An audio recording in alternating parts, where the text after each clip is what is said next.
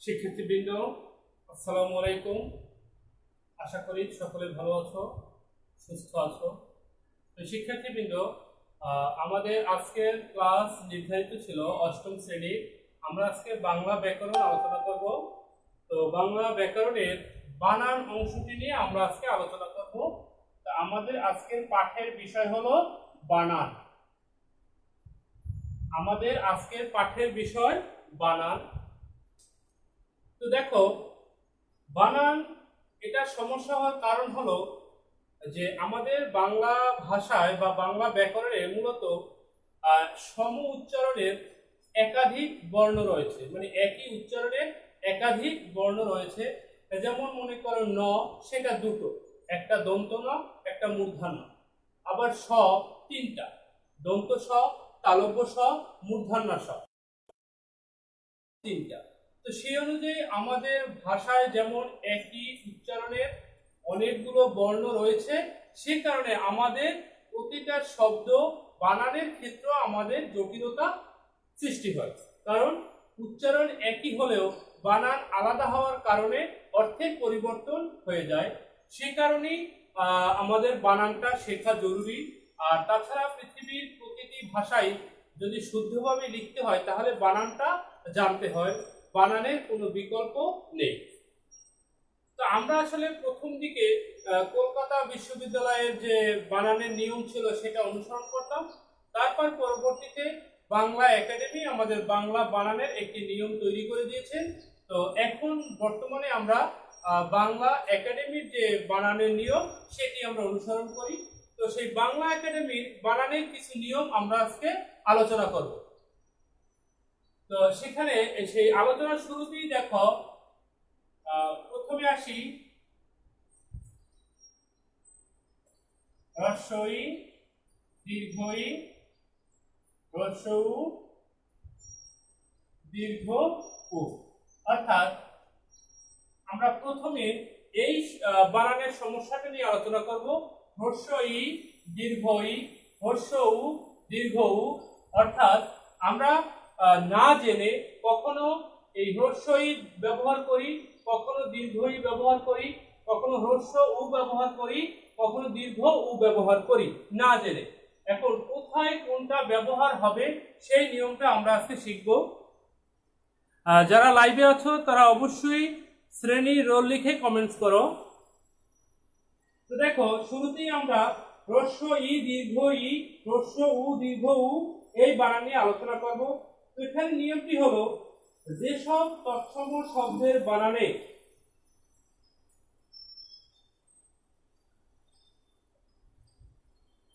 যেসব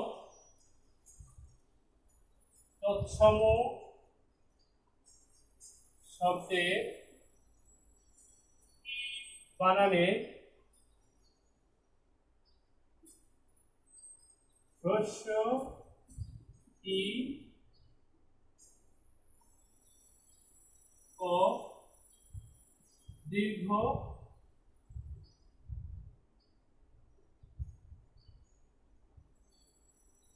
দীর্ঘ ই এবং হ্রস্ব উ ও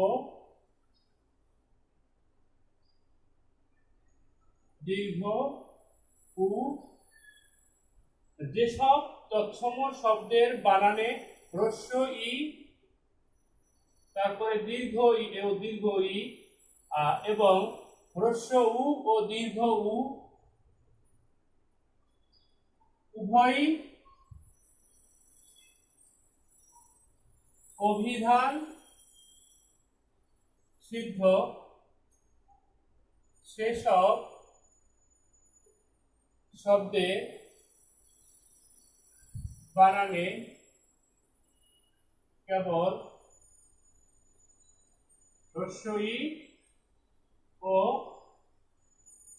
হ্রস্ব উ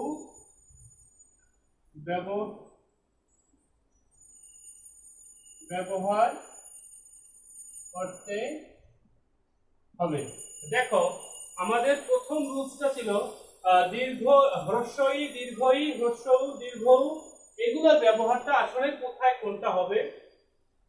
তো দেখো, যেসব তৎসম শব্দের বানানে হ্রস্ব ই ও দীর্ঘ ই এবং হ্রস্ব উ ও দীর্ঘ উ উভয়ই অভিধান সিদ্ধ, অর্থাৎ যেসব তৎসম শব্দের বানানে যে কোনো একটা দিলেই হয়, অর্থাৎ হ্রস্ব ই দীর্ঘ ই হ্রস্ব উ দীর্ঘ দুটি অভিধান সিদ্ধ, মানে দুটো ব্যবহার করলেও ভুল হবে না, যে কোনো একটি ব্যবহার করলেও ভুল হবে না। সেসব ক্ষেত্রে শুধুমাত্র হ্রস্ব ই ও হ্রস্ব উ ব্যবহার করব। আমি আবার ক্লিয়ার করি, যেসব তৎসম শব্দের বানানে আমরা এই দীর্ঘইকার দিয়েও লিখতে পারি, হ্রস্বইকার দিয়েও লিখতে পারি, আবার হ্রস্ব উকার দিয়েও লিখতে পারি, দীর্ঘ উকার দিয়েও লিখতে পারি, সেই সব শব্দে আমরা দুটো ব্যবহার করব না, শুধু হ্রস্ব ই এবং হ্রস্ব উ এটাই ব্যবহার ব্যবহার করব না, দীর্ঘ উ ব্যবহার করব না। সেসব শব্দের বানানে শুধু হ্রস্ব ই ও হ্রস্ব উ এগুলোই ব্যবহার করব শুধুমাত্র তৎসম শব্দের বেলায়। যেমন দেখো, অটবি, তরি, কুটির, উষা,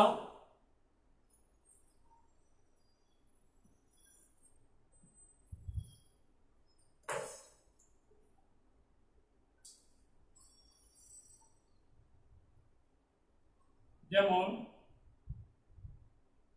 অটবি, তরি, কুটির, উষা। দেখো, এই উষা বানান কিন্তু আগে আমরা দীর্ঘ উ দিয়ে লিখতাম, এখন আর দীর্ঘ দিব না, কারণ আমরা এখন বানানটা শিখছি যে যদি শব্দগুলো তৎসম হয় আর সেখানে হ্রস্ব ই দীর্ঘ ই হ্রস্ব উ দীর্ঘ উ উভয়ই সঠিক, সেই সব শব্দের বানানে আমরা দীর্ঘ ই দীর্ঘ উ ব্যবহার করব না, শুধুই হ্রস্ব ই হ্রস্ব উ ব্যবহার করব।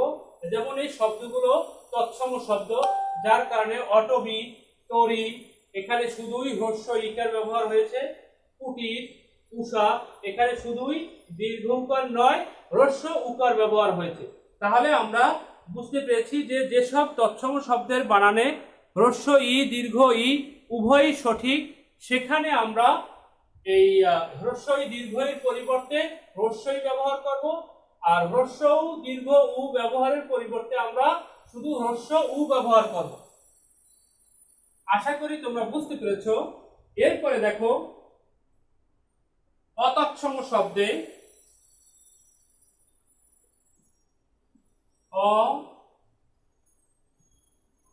অতৎসম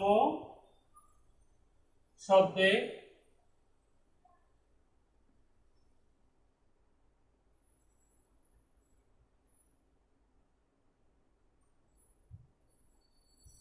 দেখো, অতৎসম শব্দ, অতৎসম কথার অর্থ হলো যেগুলো তৎসম নয়, যেমন দেশি শব্দ, বিদেশি শব্দ, তদ্ভব শব্দ, এগুলো অতৎসম, কারণ এগুলো সংস্কৃত বা তৎসম শব্দ নয়। তো তৎসম শব্দ ছাড়া যত ধরনের শব্দ আছে সবগুলোকে এক কথায় বলে অতৎসম শব্দ। এই অতৎসম শব্দে হ্রস্ব ই হ্রস্ব উ ব্যবহার করতে হবে। অতৎসম শব্দে কখনোই দীর্ঘ ই বা দীর্ঘ উ ব্যবহার করব না। অতৎসম শব্দে সবসময় হ্রস্ব ই ও হ্রস্ব উ ব্যবহার করব। যেমন দেখো, উকিল, উর্দু, যেমন উকিল, উর্দু, জরুরি, সরকারি। এই যে বানানগুলো, এই বানানগুলো এখন আর আমরা দীর্ঘইকার ব্যবহার করব না।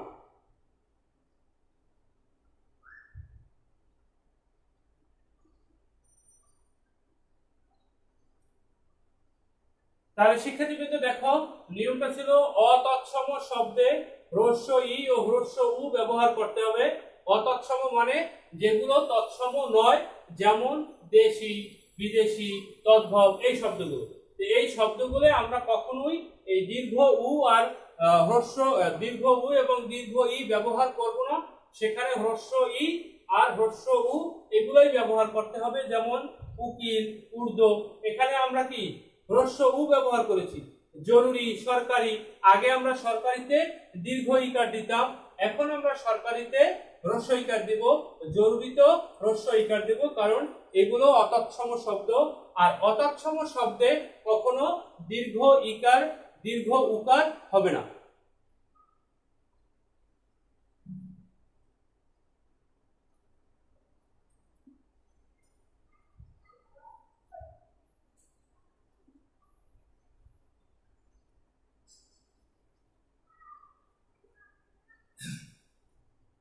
এরপর দেখো, কয়েকটি স্ত্রীবাচক শব্দের শেষে দীর্ঘ ইকার দিতে হবে। কয়েকটি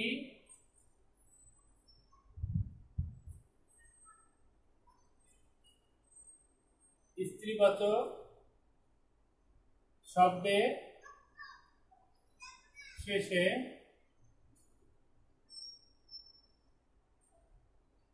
দেখো, এই রুলসটা হলো কয়েকটি স্ত্রীবাচক শব্দ আছে, যে স্ত্রীবাচক শব্দগুলোয় অবশ্যই দীর্ঘ ইকার ব্যবহার করতে হবে। কতগুলো স্ত্রীবাচক শব্দ যার শেষে আমরা অবশ্যই দীর্ঘ ইকার ব্যবহার করব। যেমন কর্ত্রী, তারপরে গুণবতী, যেমন কর্ত্রী, গুণবতী, কল্যাণী ইত্যাদি। অর্থাৎ কিছু কিছু স্ত্রীবাচক শব্দ আছে যে শব্দগুলোর শেষে আমরা অবশ্যই দীর্ঘ ইকার ব্যবহার করব। যেমন কর্ত্রী, গুণবতী, কল্যাণী, নেত্রী, নারী ইত্যাদি। এরপরে দেখো,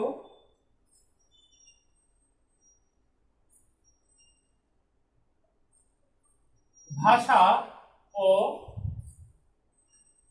জাতি নামে শেষে হ্রস্ব ইকার হয়। ভাষা ও জাতির নামের শেষে হ্রস্ব ইকার হয়। যেমন আরবি, ইংরেজি, বাঙালি। যেমন আরবি, ইংরেজি, বাঙালি।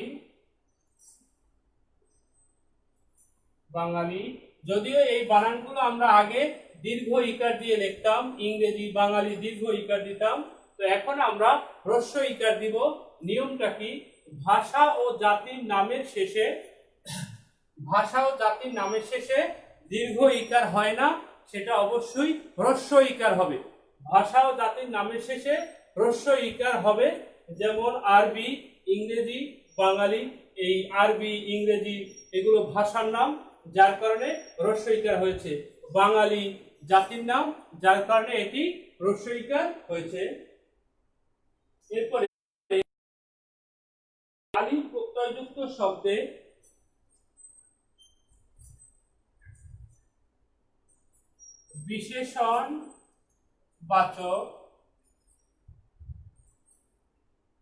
বিশেষণবাচক আলি প্রত্যয় যুক্ত শব্দে ইকার হয়। বিশেষণবাচক যদি আলি প্রত্যয় হয়, বিশেষণবাচক আলি প্রত্যয়যুক্ত শব্দে অবশ্যই হ্রস্ব ইকার হবে, সেখানে দীর্ঘ ইকার হবে না। যেমন চৈতালি, পূবালি, সোনালী। যেমন চৈতালি, পূবালি, সোনালী। তাহলে আমার নিয়মটা ছিল কি? বিশেষণবাচক আলি প্রত্যয়যুক্ত শব্দে হ্রস্ব ইকার হবে, সেখানে দীর্ঘ ইকার হয় না। যেমন চৈতালি, পূবালি, সোনালী এই শব্দগুলোয় কখনোই দীর্ঘ ইকার হবে না, এগুলো সবসময় হ্রস্ব ইকার দিতে হবে, কারণ এগুলো আলি প্রত্যয়যুক্ত শব্দ। তো আমাদের এই ছিল হ্রস্ব ইকার ও দীর্ঘ ইকারের ব্যবহার। হ্রস্ব ইকার, দীর্ঘ ইকার হ্রস্ব উকার, দীর্ঘ উকার, এর এই 5টি মূলত নিয়ম ছিল। আশা করি তোমরা নিয়ম 5টি ভালো করে বুঝতে পেরেছো। এবারে আমরা দেখব ওকারের নিয়ম।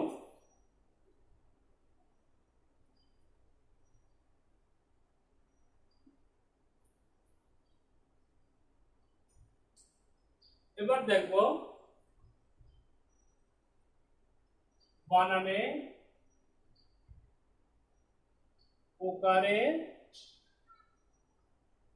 ব্যবহার, অর্থাৎ বানানে ওকারের ব্যবহার মানে আমরা কখন ওকার ব্যবহার করব, কখন ওকার ব্যবহার করব না। এই ওকার মানে এরকম, এটা অথবা এটা, ও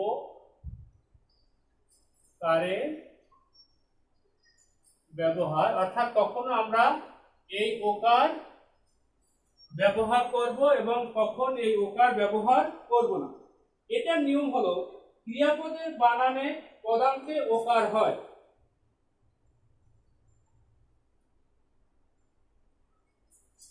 ক্রিয়াপদের বানানে পদান্তে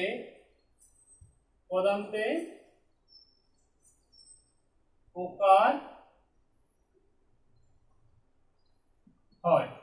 আচ্ছা, পদান্তে মানে হলো পদের শেষে, অন্ত মানে শেষ, পদ মানে পদ, তাহলে পদান্তে কথার অর্থ হলো পদের শেষে। তো ক্রিয়াপদের বানানে পদান্তে ওকার হয়। তবে এই কখন আমরা ওকার দিতেও পারি, ওকার নাও দিতে পারি, এটা যে একদম দিতেই হবে এরকম না। সেটা আমরা এভাবে লিখতে পারি যে ক্রিয়াপদের বানানে পদান্তে ওকার অপরিহার্য নয়, অপরিহার্য নয়।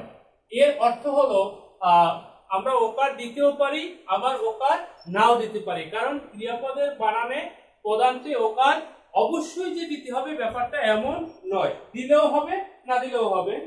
যেমন ধরব, আনব, যেমন ধরব,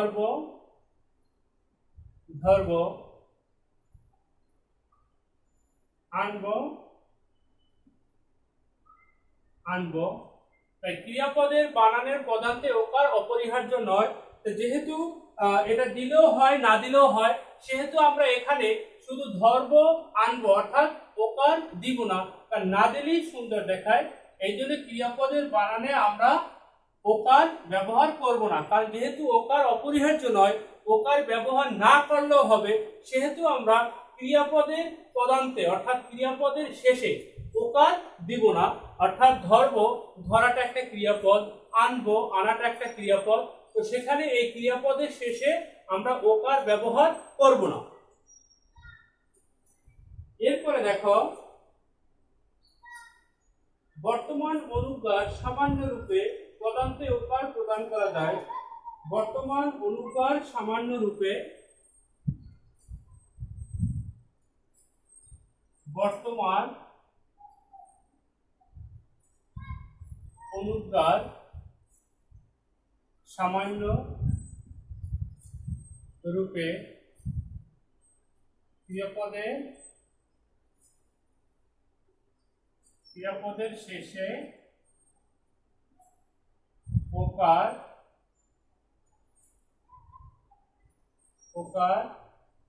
ব্যবহার করা যায়।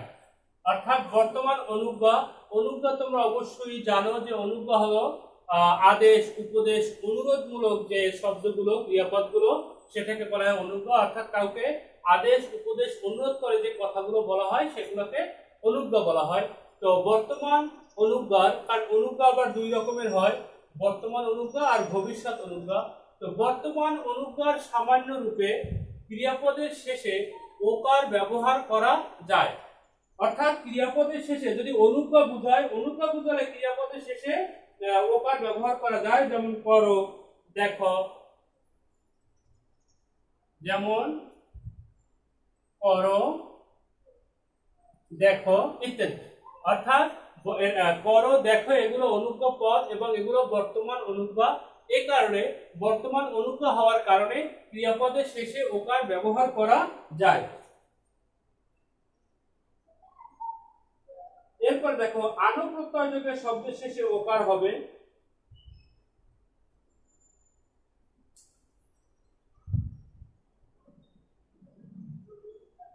আনো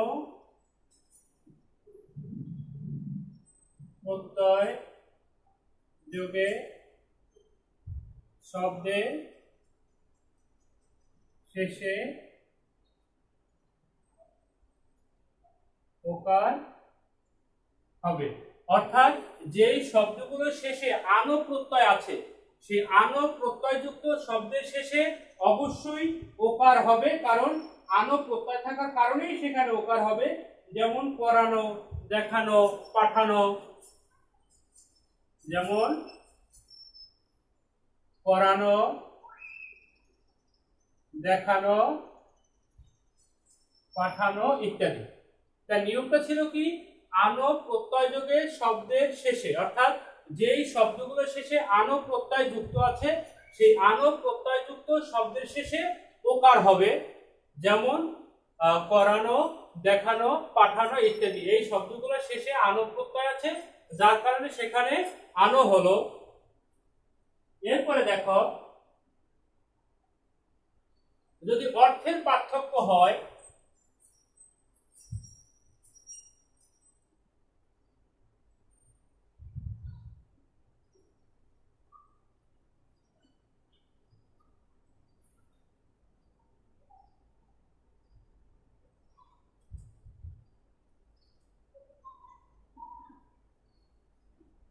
এরপর দেখো 5 অর্থের পার্থক্য হলে, অর্থের পার্থক্য হলে ওকার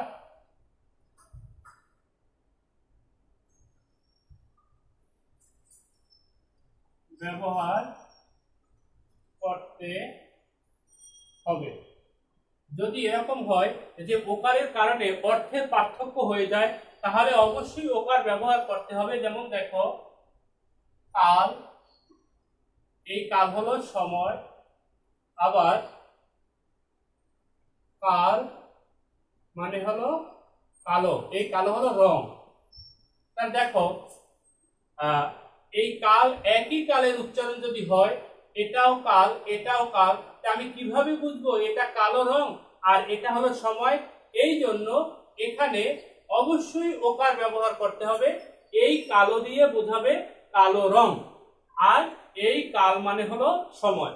তো যদি তোমার অর্থের পার্থক্য হয়ে যায়, সেখানে অবশ্যই ওকার দিতে হবে, কারণ ওকার না দিলে অর্থের পার্থক্য হয়। যদি তুমি এখানে ওকার না দাও, তাহলে এটা কাল, এটা দিয়ে সময়ও মনে করা যেতে পারে। আবার এই যে কাল, এটাকে যদি তুমি ওকার দিয়ে দাও তাহলে ভুল, কারণ এটা রং মনে হতে পারে। এই জন্য যেটা কাল সময় নির্ধারণ করে সেটাই ওকার হয় না, কিন্তু রং নির্ধারণ করলে সেখানে কালোতে ওকার দিতে হবে। যেই কালো দিয়ে রং বুঝায় সেখানে অবশ্যই ওকার দিতে হবে, না হলে অর্থের পার্থক্য হয়ে যাবে। তেমনি আছে ভাল, ভালো। তেমনি আরেকটা দেখো ভালো, ভাল। এই ভাল হলো কপাল অর্থে, কপাল বা ভাগ্য, আর এই ভালো হলো ভালো বা সুন্দর অথবা ভাগ্য। তাহলে দেখো এই ভালো আর ভাল যদি এখানে আমরা ওকার ব্যবহার না করি, যদি এখানে ওকার ব্যবহার করি তাহলে অর্থ হয়ে যায় এটা, আবার এখানে যদি ওকারটা উঠিয়ে দেই তাহলে অর্থ হয়ে যায় এটা। এই জন্য যদি অর্থের পার্থক্য হয় সেখানে আমরা অবশ্যই ওকার দিয়ে দিব। তো এই ভালো এর অর্থ হলো ভালো বা সুন্দর, ভাগ্য অথবা উত্তম, উত্তম। আর এই ভাল হলো কপাল মানে ভাগ্য। তাহলে এখন এই যে ভালো, এই সুন্দর ভাগ্য বলতে পারি, এখানে ভাগ্য আবার কাটা দিব, কারণ ভাগ্য এখানে থাকতে পারে, কপালও ভাগ্য। তাহলে দেখো এই ভালো হলো সুন্দর অথবা উত্তম, এই ভালোর অর্থ সুন্দর অথবা উত্তম, আর এই ভাল অর্থ হলো কপাল। তো এখন যদি আমরা এখানে ওকার ব্যবহার না করি, এখানে ওকার ব্যবহার না করলে তো এই ভাল হয়ে যাবে, তখন যেটার অর্থ হয়ে যাবে কপাল। এই জন্য অর্থটা পার্থক্য হয়ে যায়। তো ভাল যদি কপাল বুঝায় সেখানে ওকার দিব না, আর ভালো যেটাকে আমি উত্তম বা সুন্দর বুঝাবো, ভালো বুঝাবো, সেখানে অবশ্যই ওকার দিতে হবে। এই জন্য অর্থের পার্থক্য যদি হয় তাহলে সেখানে যেখানে ওকার দিলে অর্থ হয় সেখানে ওকার বাধ্যতামূলক দিতেই হবে। এরপরে দেখো বানানের বিসর্গ এর ব্যবহার। আমরা ওকারের ব্যবহার শিখলাম, এবারে আমরা শিখব বানানের বিসর্গ এর ব্যবহার।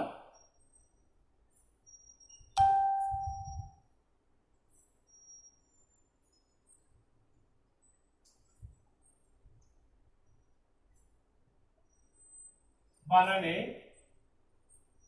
বিসর্গ এর ব্যবহার। এবার আমরা শিখব বানানে বিসর্গ এর ব্যবহার, অর্থাৎ কখন বিসর্গ হবে কখন হবে না।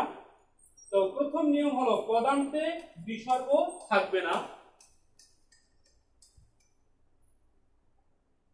পদান্তে বিসর্গ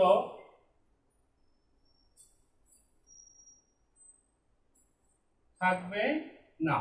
আচ্ছা, পদান্তে মানে হলো পদের শেষে। পদান্তে মানে কি? পদের শেষে। এক কথায় পদের শেষে বিসর্গ থাকবে না। যেমন ক্রমশ, প্রথমত, যেমন ক্রমশ, প্রথমত, প্রধানত, প্রধানত। তাই যে আগে কিন্তু এই শব্দগুলোর শেষে বিসর্গ দেওয়া হতো। আগে এই ক্রমশ, প্রথমত, প্রধানত এর শেষে বিসর্গ দেওয়া হতো।